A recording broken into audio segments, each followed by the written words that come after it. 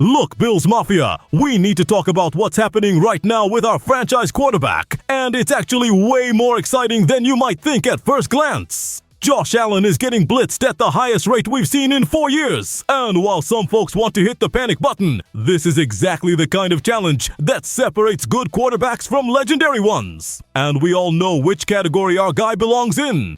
The numbers are staring us right in the face, and they tell a fascinating story about how the rest of the league views our offense. Through the first 6 games of this season, defenses are sending extra rushers at Josh on 28.8% of his dropbacks according to Sumer Sports, and that's the highest we've seen since he's been under center leading this franchise. We're talking about 62 blitzes on 215 dropbacks, which means defensive coordinators around the league are making a calculated decision that they'd rather gamble on getting to Josh quickly than sitting back and letting him pick them apart in coverage. That should tell you everything you need to know about the respect level our offense commands right now. Let's put this in perspective with the historical context, because context matters when you're talking about the evolution of a generational talent. Back in 2022, defenses only blitzed Josh 23.35% of the time, which was 152 blitzes on 651 dropbacks. They were content to play it safe, drop into coverage, and try to limit the big plays. In 2023, that number crept up to 27.73% with 180 blitzes on 649 dropbacks. Last season in 2024, we saw 53% blitz rate with 143 blitzes on 539 dropbacks. And that's when Joe Brady's offense absolutely demolished teams that dared to bring pressure. Now in 2025, we're at that 4-year high of 28.84%, and defensive coordinators are essentially saying they'd rather live or die by their ability to disrupt the timing of our offense than trust their coverage units to handle our weapons in space. Here's where it gets really interesting, and why Bills Mafia should be absolutely fired up right now. Last season, when teams brought the blitz against Buffalo, our offense posted an absolutely ridiculous 0.379 EPA per play against extra rushers. That's not just good, that's historically elite territory that had offensive coordinators around the league studying film and trying to figure out how Brady and Allen were making it look so effortless. Allen had answers for everything defenses threw at him, and he got to those answers with lightning speed, which is exactly why we saw that incredible reduction in negative plays that defined our 2024 campaign. The offense was a well-oiled machine that punished aggression and made defensive coordinators second-guess their entire game plans. This year, we're sitting at 0.2224 EPA per play against the blitz, which, listen, is still really good football. We're talking about a number that most offenses in this league would absolutely kill to have. But it's not the otherworldly dominance we saw last season, and that's okay, because it gives us a clear area to focus on and improve during this critical stretch of the season. The fact that we're still producing positive EPA against the blitz while dealing with increased pressure rates actually speaks volumes about the foundation Brady has built and the talent level of our roster. We're not struggling against the blitz, we're just not demolishing it at the same historic rate. And that's a fixable problem with this coaching staff and this quarterback. The Atlanta game really brought this trend into sharp focus, and it's a perfect case study for what we need to address coming out of the bye week. The Falcons brought pressure on 9% of Allen's dropbacks according to Next Gen Stats, and that's the most aggressive game plan Josh has faced since Week 8 of 2021, almost exactly 4 years ago to the day. Think about that for a second. The Falcons looked at our offense and decided their best chance to win was to send extra rushers more than half the time, which is an absolutely wild level of aggression that you rarely see sustained throughout an entire game.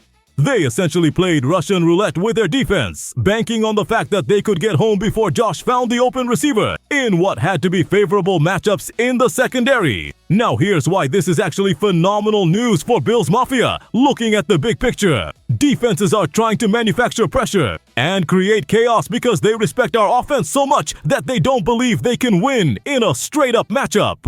They're trying to create their own version of sugar-high Josh Allen, forcing him into quick decisions and hoping for mistakes, turnovers, or at minimum disrupted timing that prevents the offense from getting into its rhythm. This is the ultimate sign of respect in the NFL.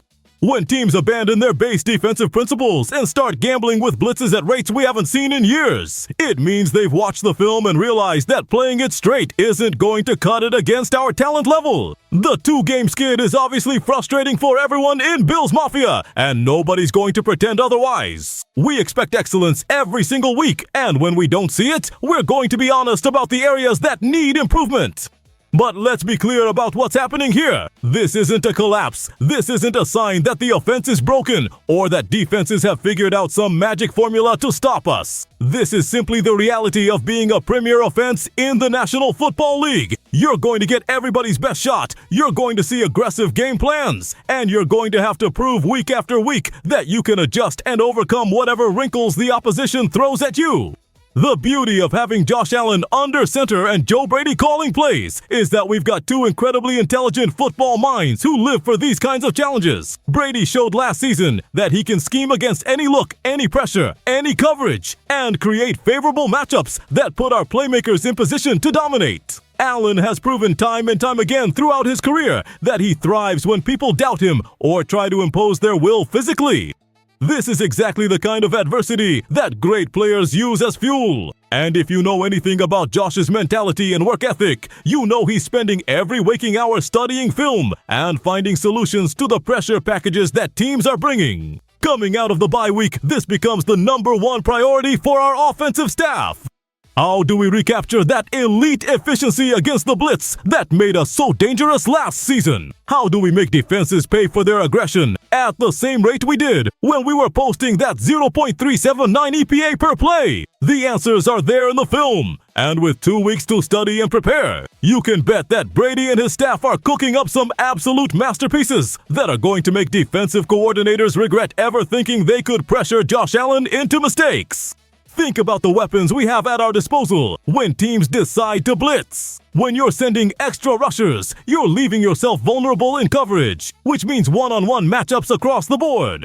Do opposing defenses really want to leave their cornerbacks on an island against our receivers? Do they want to give Josh a pre-snap read that tells him exactly where the soft spots in coverage are going to be? The blitz is a double-edged sword, and while it can create havoc when executed perfectly, it can also lead to explosive plays and quick touchdowns when the offense recognizes it and has the right answers ready to go. The running game becomes absolutely crucial in this equation too.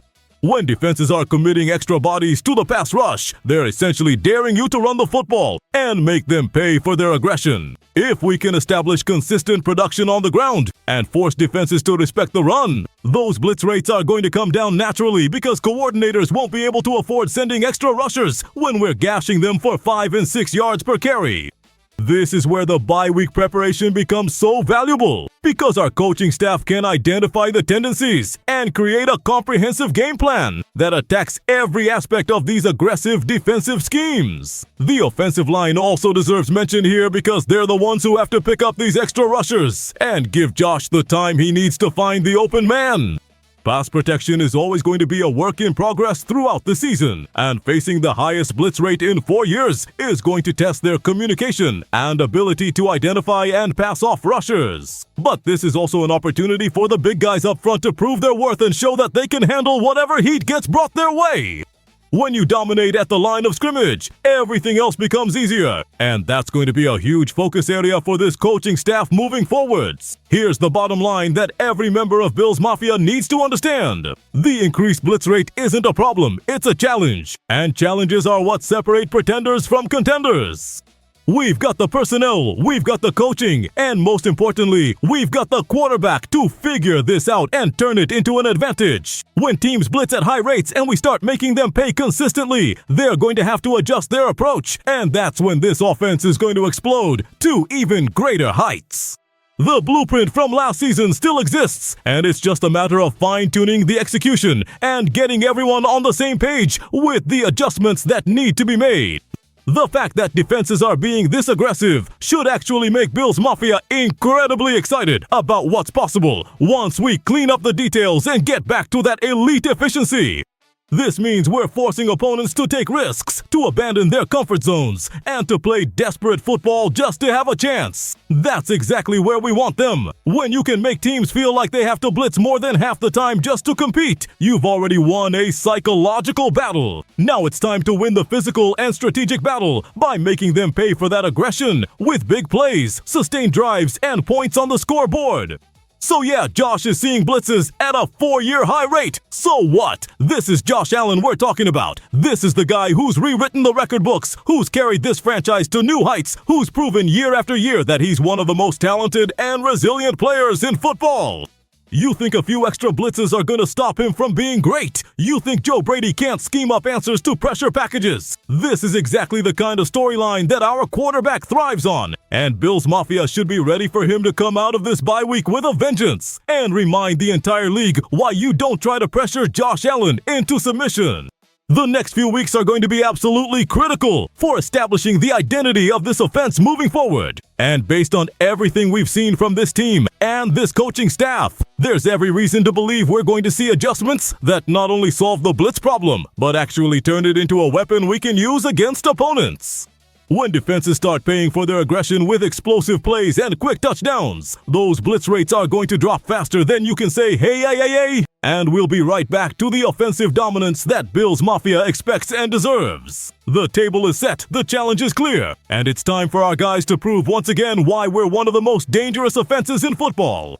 Let's go Buffalo! If you're fired up about Josh and the Bills, make sure you smash that subscribe button and hit the like button to show your support for Bills Mafia content. Now here's my question for you. Do you think the increased blitz rate is actually going to benefit the Bills offense in the long run once they make adjustments? Or are you more concerned about the drop in EPA per play against pressure? Drop your answer in the comments. Team benefits from the challenge or team concerns?